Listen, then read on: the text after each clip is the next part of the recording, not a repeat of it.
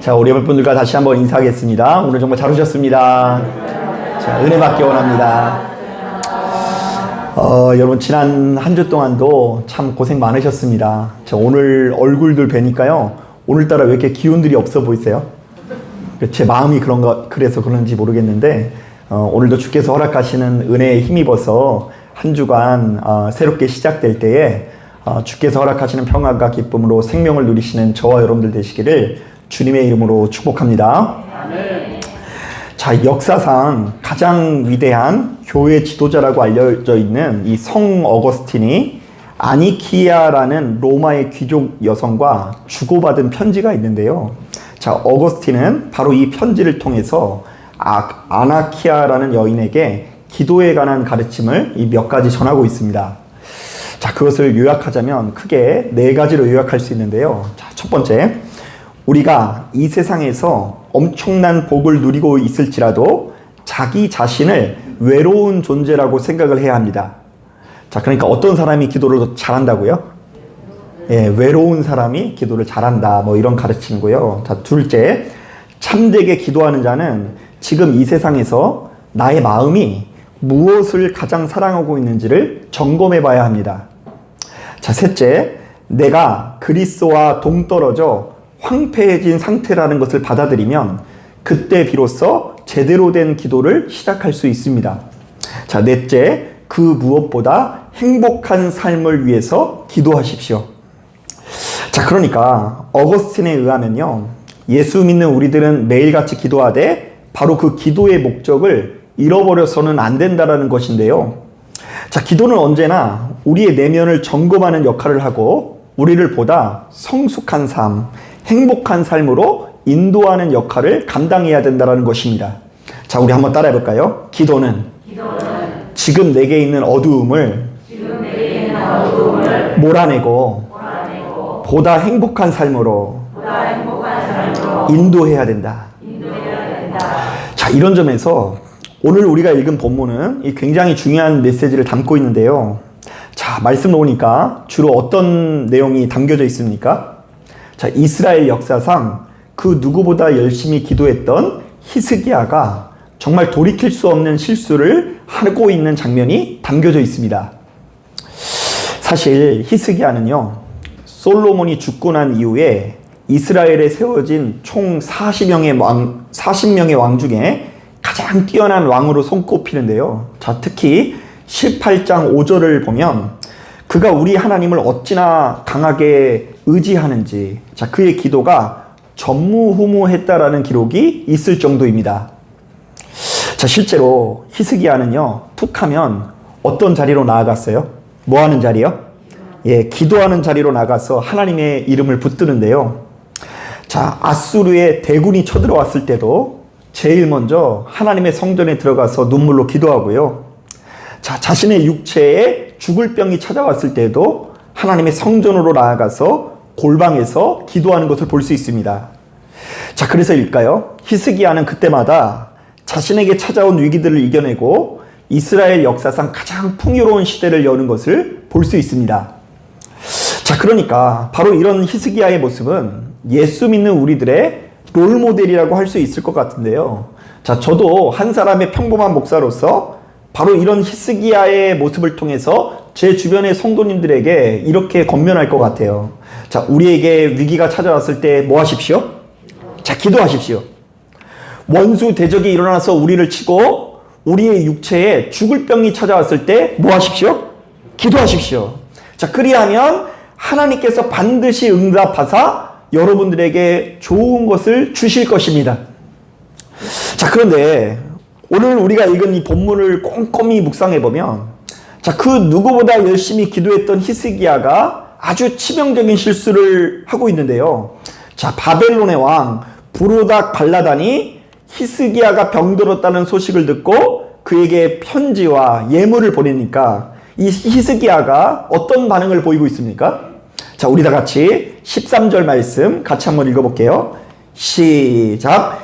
히스기야가 사자들의 말을 듣고 자기 보물고의 향품과 보배로운 기름과 그의 군기고와 창고의 모든 것을 다 사자들에게 보였는데 왕궁과 그의 나라 안에 있는 모든 것 중에서 히스기야가 그에게 보이지 아니한 것이 없더라.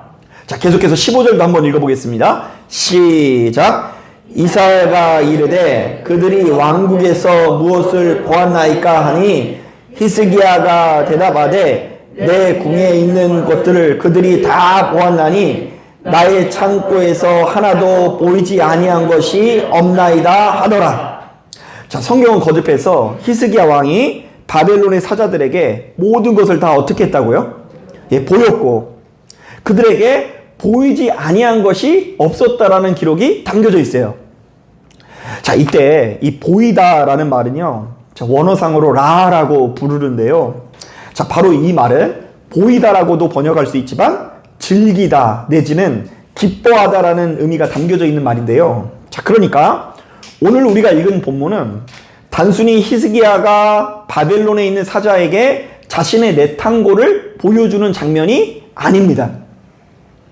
자, 이것은 히스기야가 자신이 가지고 있는 풍요로움에 도취되어 바로 그것을 마음껏 자랑하는 장면인데요. 히스기야는 바로 이 과정에서 어찌나 흥분했는지 자신의 대적 앞에서 자신의 전력을 조금도 숨기지 않고 절제하지 못하고 모든 것을 노출해버리는 것을 볼 수 있습니다. 자, 결국 이사야는 바로 이런 히스기야에게 아주 처절하고 비참한 예언을 남기는데요. 자, 바로 이 일로 인해서 이스라엘은 바벨론에 의해서 멸망당하게 될 것이며 심지어 왕의 후손 중에 누군가는 바벨론에 끌려가 환관이 될 거라는 이 예언의 말씀을 남기고 있습니다. 자, 그런데 제가 진짜 황당했던 것은 19절 말씀인데요. 자, 우리 19절 말씀 같이 한번 읽어볼게요. 이사야가 안 좋은 예언을 하니까 히스기야가 뭐라고 하는지 한번 읽어볼게요. 19절 시작. 히스기야가 이사야에게 이르되 당신이 전한 바 여호와의 말씀이 선하니이다 하고 또 이르되 만일 내가 사는 날에 태평과 진실이 있을진데 어찌 선하지 아니하리요 하니라. 자, 여러분 이게 무슨 말인지 아시겠어요? 히스기야가 그래도 자신의 목숨이 붙어있는 동안에는 나라가 평안하다 안 평안하다? 예, 평안하고 안전이 계속되니까 이사야의 예언에 그냥 아무런 고민도 없이 아멘 하는 거예요. 이제 너희 나라가 멸망하게 될 거다 이러니까 1초의 망설임도 없이 이 히스기야가 어떻다고요?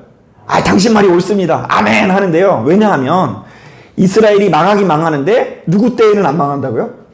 예, 자기 때에는 망하지 않는다라는 이야기를 하면서 그래서 괜찮다는 식의 반응을 보이고 있어요. 자, 저는 지금까지 우리가 읽었던 말씀이요, 열왕기하 18장부터 20장까지 이 한 호흡으로 성경을 한번 읽어보았는데요.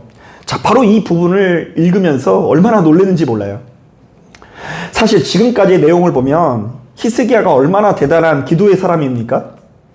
자, 18장. 히스기야는 그 누구보다 하나님을 전심으로 의지했다. 자, 그는 전무후무할 정도로 하나님을 의지하는 왕이었다. 자, 19장. 아수르가 하나님 아버지를 조롱하자 히스기야는 자신의 옷을 찢고 성전에 가서 무엇을 했다? 자, 기도했다. 자, 20장. 죽을 병에 걸린 이 히스기야가 누구한테 가서 기도했어요? 하나님께 나아가서 또다시 기도합니다. 자, 그랬더니 하나님께서 그의 기도를 들으사 그의 수명을 연장시켜 주셨다. 자, 심지어는요, 히스기야가 기도할 때에 하늘에 있는 태양의 궤도가 바뀌어지는 것을 볼 수 있습니다. 거의 전설적인 기도예요. 여러분, 제가 막 기도할 때 해가 막 동쪽에서 서쪽으로 가는 게 아니라 막 서쪽에서 동쪽으로 가버리고 막 이러면은요, 여러분 깜짝 놀랄 것 같죠?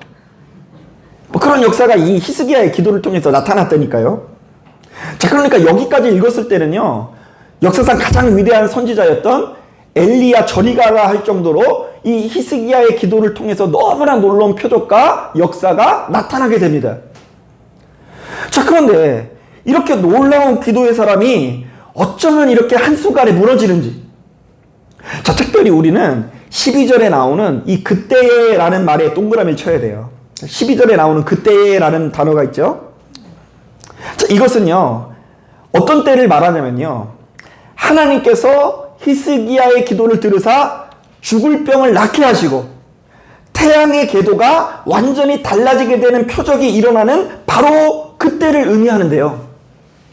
히스기야는 바로 이렇게 대단한 표적을 목격하는 동시에 순식간에 이상해졌다라는 것을 우리들에게 클로즈업하고 있는 것입니다.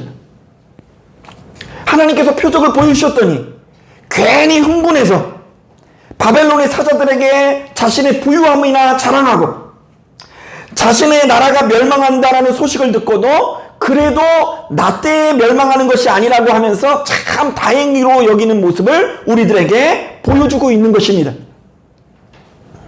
자, 바로 이런 관점에서 제가 말씀을 시작하면서 제시했던 어거스틴의 조언이 너무나 크게 공감이 되는데요.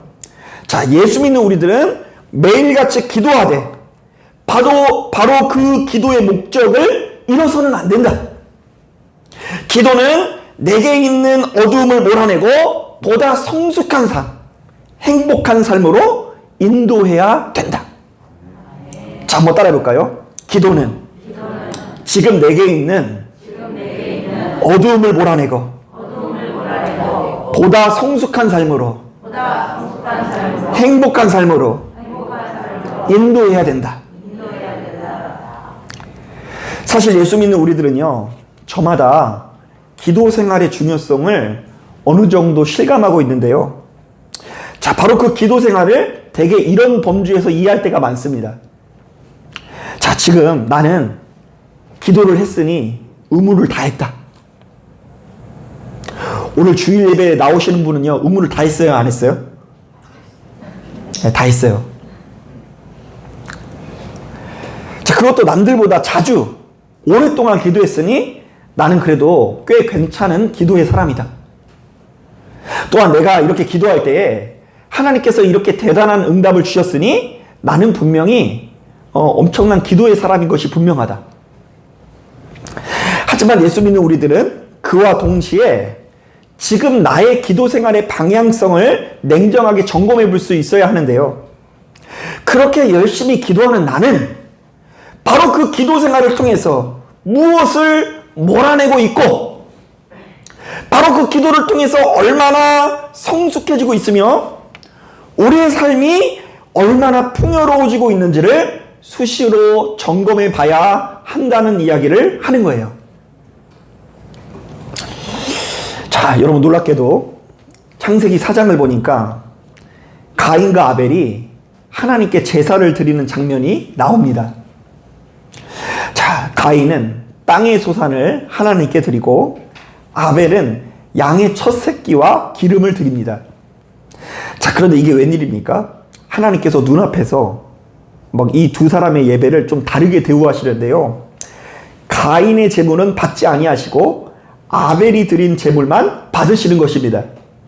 자, 그렇다고 한다면 바로 우리의 눈앞에서 하나님의 살아계심이 이렇게 나타나고 있다고 한다면요, 우리가 더욱 납작 엎드려져서 하나님 앞에 신실한 삶으로 예배드리기 위해서 노력할 것 같지 않습니까? 자, 그러니까 지금은 우리가 뭐 예배를 똑같이 드리는데도 하나님께서 누구 예배는 받으시는지 안 받으시는지 그게 드러나요, 안 드러나요? 안 드러나요. 참 다행이죠. 그런데 우리 막 기도를 하는데 뭐 어떤 이렇게 무슨 이 끈 같은 게 있어가지고 참되게 예배하는 사람은 하늘로 막 열리면서 빛이 나면서 막 하늘문이 열리는 거예요. 근데 옆에 있는 사람은 기도를 하든 말든 하나님께서 응답을 안 하세요. 자, 그러면 우리 그 광경을 보면요, 더 열심히 기도할 것 같죠? 오늘따라 아멘들을 안 해주시는데. 자, 그런데 그렇지가 않더라고요. 가인이 바로 눈앞에서 하나님께서 그렇게 살아 역사하시는 것을 보고 갑자기 혈기가 나서 자기 동생 아벨을 어떻게 버려요? 죽여버리는 걸 볼 수 있어요. 그런가 하면 우리가 출애굽기를 묵상해보면 하나님께서 큰 권능과 능력으로 이스라엘 백성들을 출애굽시켜 주시는 것을 볼 수 있습니다. 자, 일단 10가지 재앙으로 애굽 전역을 심판하십니다. 그래서 제가 옛날에 그 성경 시험 볼 때 그 뭐 외운 게 있어요. 이 10가지 재앙을 외우기 위해서 피리 이리가 흑음에 흑처 뭐 이렇게 해가지고 이게 마지막 처가 처음 것의 죽음을 의미해요. 그래서 이제 그 10가지 재앙 뭐 이런 것들이 있는데, 자, 그 10가지 재앙이 이스라엘 전역에 나타나게 됩니다. 자, 그리고 갑자기 이들이 탈출하는 가운데 홍해가 갈라지고 그들이 무사하게 탈출하게 되죠. 또한 풀 한 폭이 나지 않는 광야에서 그들을 구름 기둥과 불 기둥으로 인도하사 이렇게 생명을 누리게 하시는 것을 볼 수 있습니다. 자, 그렇다고 한다면 이제 하나님께서 살아계심을 목격하고 그분의 임재를 경험한 이스라엘 백성들은 납작 엎드려서 더 신실한 삶을 살 것 같죠. 자, 그런데 그렇지 않아요. 이스라엘 백성들은 매번 입만 열면 원망과 불평을 달고 살아가는 것을 볼 수 있습니다. 어떤 때예요? 하나님의 가장 놀라운 임재와 역사가 나타나는 바로 그 순간에 가장 큰 불평과 원망을 하고 있는 이스라엘 백성들의 모습을 볼 수가 있죠. 자, 우리가 또한 복음서를 묵상해 보면 예수께서 무수히 많은 병자들을 고치시고 그들을 치유해 주시는 이야기가 나타납니다. 자, 게다가 그분께서 전하시는 말씀이 얼마나 권위가 있는지, 자, 이것은 이전에 들어본 적이 없는 너무나 놀랍고 권위 있는 말씀이었다라는 기록이 담겨 있어요. 자, 그렇다고 한다면 지금 자신의 눈앞에서 하나님께서 살아계심이 나타나고 성령의 놀라운 임재를 경험한 이스라엘 백성들은 더욱 납작 엎드려져서 신실한 생활을 해야 될 것 같은데요. 자, 그렇지 않은 거예요. 자, 이스라엘 백성들은 바로 그 놀라운 표적을 보고도 예수 그리스도를 십자가에 못 박혀 죽게 만듭니다. 자, 그렇다고 한다면 바로 이런 관점에서 오늘날 이 시대를 살아가는 우리들도 한 번쯤 생각해 볼 문제가 있습니다. 자, 지금 이 순간 바로 이 자리에서 날마다 예배하고 날마다 기도하는 저와 여러분들은 지금 하나님 앞에 어떤 모습을 하고 있을까? 나는 지금 하나님께서 살아계심을 무수히 많이 목격했습니다. 하나님께서 나의 인생 가운데 분명히 역사하여 주시사 어둠에서 빛으로 인도해 주셨어요. 자, 그런데 그런 나의 기도는 내게 있는 이 어둠을 수시로 몰아내고 있는가? 이렇게 열심히 기도하고 있는 나는 바로 이 기도를 통해서 보다 성숙한 삶, 행복한 삶으로 인도받고 있는가? 혹시 우리들도 본문에 나오는 히스기야 왕처럼 우리에게 어떤 문제가 찾아올 때마다 정말로 열정적으로 기도하고 또한 그때마다 엄청난 응답을 받아 고비고비를 넘기지만 정말 결정적인 순간에는 정신 못 차리고 흥분해서 망하는 길로 나아가고 있는 것은 아닐까? 지금 내 곳간이 가득하고 무기고와 내 탕고가 풍요로운 것에 만족해서 주변 사람들에게 그것을 자랑하느라 바쁘고 정작 우리의 주인 되시는 하나님의 마음을 조금도 품고 있지 못한 것은 아닌지 끊임없이 돌아봐야 한다는 이야기를 하는 거예요. 한 번 더 따라하겠습니다. 나의 기도는 내게 있는 어두움을 몰아내고 있는가? 그럼 기도가 어둠을 몰아내고 있으세요? 제가 어디 가서 이런 얘기를 했더니 아유 목사님 기도하면 다행이죠 뭐 이렇게 얘기하더라고요. 뭐 기도가 제대로 된 기도인지를 떠나서 기도를 하면 다행이래요. 자, 여러분 이런 점에서 마태복음 7장을 보면 정말 중요한 말씀이 있습니다. 자, 마태복음 7장을 보면 우리 주님께서 이런 말씀을 하십니다. 좋은 나무마다 아름다운 열매를 맺고 못된 나무가 나쁜 열매를 맺나니 좋은 나무가 나쁜 열매를 맺을 수 없고 못된 나무가 아름다운 열매를 맺을 수 없느니라. 아름다운 열매를 맺지 않은 나무마다 찍혀 불에 던져지느니라. 이러므로 그들의 열매로 그들을 알리라. 자, 그러면 그 밑에 유명한 말씀이 있어요. 한번 따라해 볼까요? 나더러 주여 주여 하는 자마다 다 천국에 들어갈 것이 아니요 다만 하늘에 계신 내 아버지의 뜻대로 행하는 자라야 들어가리라. 자, 이때 주여 주여 하는 자는 어떤 사람을 말할까요? 누구보다 열심히 기도하고 그것도 너무나 열정적으로 기도하지만 우리 주님께서 요구하시는 열매를 조금도 맺지 못하는 사람들을 말합니다. 아마도 당시 시대에는 바리새인들이나 서기관들을 말하는 것 같은데요. 자, 안타깝게도 이들은 천국에 들어간다, 못 들어간다? 자, 못 들어간다. 자, 그러므로 우리들은 충분히 기도를 하는 것도 중요하지만 바로 그 기도에 걸맞는 충실한 열매를 맺는 것이 훨씬 더 중요하다라고 말씀하시는데요. 자, 마태복음 5장부터 7장을 묵상해 보면 우리가 맺어야 하는 바로 그 기도의 열매를 크게 4가지로 제시하고 있습니다. 자, 기도하는 가운데 어떤 열매를 맺어야 된다고 주님께서 말씀하시는지 아세요? 자, 오늘 오시는 분은 잘 오신 거예요. 제가 요약을 해드릴게요. 자, 첫째, 너희는 바리새인들이나 서기관들 이상으로 훨씬 더 정의로운 삶을 살아야 한다. 자, 누구보다 더 정의로운 삶을 살아야 된다고요? 바리새인들보다. 자, 그래서 예를 들면 어떤 말씀 전하지만요. 야, 살인하면 심판받는다라는 율법이 있지. 그러나 나는 형제에게 라가 돌대가리라고 해도 심판을 하겠다. 자, 그러니까 형제에게 욕하는 자마다 심판을 받는다. 자, 간음하면 심판을 받는다라는 율법도 있지. 그러나 나는 음욕을 품기만 해도 심판하겠다. 아내를 버리려거든 이혼 증서를 주라는 율법이 있지.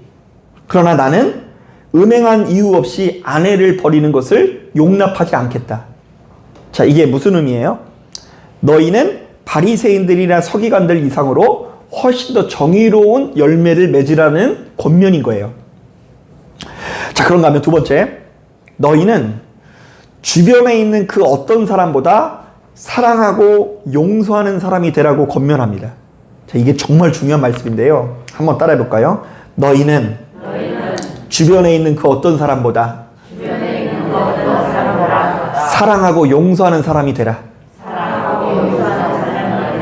그래서 이런 말씀이 그런 말씀이에요. 자, 율법을 보면 눈에는 눈, 이에는 이라는 율법이 있지. 그러나 나는 전혀 새로운 명령을 하겠는데 누군가 내 오른뺨을 치면 어떤 편도 돌려대라고요? 예, 여러분 그렇게 하실 수 있겠어요? 누가 나를 딱 치면 왼편도 여기서 때려 이러고 돌려대래요. 자, 그리고 속옷을 달라 하면 겉옷까지 줘서 보내고요. 누군가 찾아와서 오리를 가자고 하면요, 그것도 피곤하고 귀찮아 죽겠는데 심리까지 동행해 주라는 말이 있어요. 자, 그리고요, 내 이웃을 사랑하고 원수를 미워하라는 율법이 있지. 그러나 나는 내게 명하노니 너희는 원수를 사랑하며 박해하는 자들을 위해서 기도하라. 자, 이게 뭐냐면 너희가 기도하는 가운데 누군가를 향한 사랑과 용서의 크기가 커져야 된다. 그것으로 열매를 맺어야 된다라는 권면인 거예요. 자, 세 번째는요, 너희는 사람의 시선에서 자유하고 전능하신 하나님께 붙들린 인생을 살라고 권면해요. 자, 그래서 여러분 기도할 때요, 누구한테 보이려고 하면 안 돼요? 사람에게 보이려고 하면 안 되고, 여러분 금식할 때는요, 얼굴에 뭘 해야 돼요? 화장을 해야 돼요. 여러분 오늘 이렇게 이쁘게 하고 오신 거 보니까 다 이렇게 금식하시라고 이렇게 이쁘게 하고 오신 거죠. 제가 뭐 어디 가서 이렇게 얘기하니까 목사님 마스크 내리면 그 밑으로는 안 했어요 이렇게 하시는 분도 있더라고요. 금식을 하든 기도를 하든 구제를 하든 사람한테 인정받으려는 모든 마음을 내려놓고 하나님께만 인정받기 위해서 노력해라. 그냥 기도할 때 그렇게 바뀌어져야 돼요, 가치관이. 그리고 네 번째, 세상 욕심과 집착은 다 내려놓고 오로지 하늘나라를 바라보는 삶을 살아야 한다. 자, 너희를 위하여 보물을 땅에 쌓아두지 말고 어디다 쌓아두라고요? 하늘에 쌓아두라. 내 보물 있는 그곳에 내 마음도 있느니라. 무엇을 먹을까 마실까 입을까 염려하지 마라. 목숨이 음식보다 옷보다 중요하지 않느냐. 이는 다 이방인들이 구하는 것들이라. 내일 일은 내일 염려하고 일단 오늘 하루 먹을 것이 있다고 한다면 하나님께 만족하고 감사하라. 한 번 더 따라하겠습니다. 너희는 먼저 그의 나라와 그의 의를 구하라. 그러니까 맨날 기도할 때마다 먹을 것, 마실 것, 입을 것 가지고 기도하는 우리들의 기도는 좀 진보하지 못하고 제자리에 머문 기도라고 할 수 있어요. 이게 바뀌어져야 돼요. 우리의 보물을 어디다 쌓는 기도요? 하늘에 쌓는 기도를 드려야 한다는 것이죠. 자, 바로 이런 관점에서 예수 믿는 우리들은 기도하면 기도할수록 어떤 열매를 맺어야 할까요? 자, 방언의 열매, 환상의 열매, 계시의 열매도 중요하고, 자, 하루에 3시간, 4시간 기도하는 능력이 나타나는 것도 참 중요하죠. 그래서 실제로 제가 그 정읍에서 이제 교회를 딱 개척했는데, 그때는 만나는 사람마다 어쩌면 그렇게 개척교회 목사는 기도를 많이 해야 된다 그러는지, 심지어는요, 그 저희 애들 다니는 그 어린이집이 있었는데요. 그 어린이집 원장님이 저를 어여삐 여기셨는지 갑자기 쌀을 한가마니 주시더라고요. 그러더니 개척교회 목사는 하루에 5시간씩 기도하시면 됩니다. 5시간 기도하면은 복 받습니다. 이렇게 얘기를 하는데요. 아니, 잠자는 시간 빼고 5시간씩 기도할 수 있을까? 뭐 이게 어렵다고 느껴지는데 그렇게 이야기하기도 하고요. 좌우지간 신앙을 가지신 분들은 만나는 분들마다 다 기도를 많이 해야 된다는 이야기를 이렇게 해주시더라고요. 자, 그런데 물론 그런 것들도 중요하지만 우리가 기도하면 기도할수록 내 안에 악을 버리고 보다 정의로운 열매가 나타나야 합니다. 자, 바리새인들과 서기관들보다 더 높은 수준의 정의로움이 우리에게 나타나는 것이 기도의 열매예요. 기도를 하면서도 세상 사람들보다 더 악하고 더럽게 살아가고 있다고 한다면 그게 어떻게 제대로 된 기도 생활이라고 할 수 있어요? 우리가 기도를 하면 할수록 주변에 있는 그 어떤 사람보다 사랑하고 용서하는 열매가 나타나야 돼요. 우리 윤현옥 지사님 얼굴 봐보세요. 하나님 앞에 간구하며 기도했더니 그냥 얼굴이 벌써 더 오묘해지셨죠? 처음 오셨을 때만 해도 저런 얼굴이 아니었는데 얼마나 그냥 온유해지셨는지. 또한 기도를 하면 할수록 눈앞에 보이는 사람에서 자유해지고 그 사람 앞에 인정받는 것에 막 혈안이 돼서 거기에 의해서 막 좌지우지 되는 것이 아니라 하나님께 인정받는 것을 소중히 여기는 열매를 맺고요. 세상 욕심과 집착을 다 내려놓고 오로지 하나님의 나라를 바라는 열매가 나타나야 하는 것입니다. 바로 이런 것들이 예수 믿는 우리들이 누려야 하는 진짜 열매인 것입니다.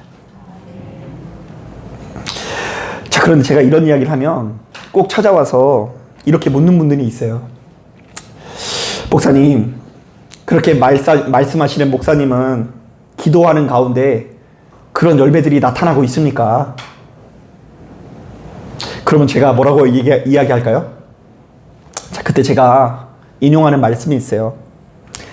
내가 이미 얻었다 함도 아니요 온전히 이루었다 함도 아니라 오직 내가 그리스도 예수께 잡힌 바 된 그것을 잡으려고 달려가노라.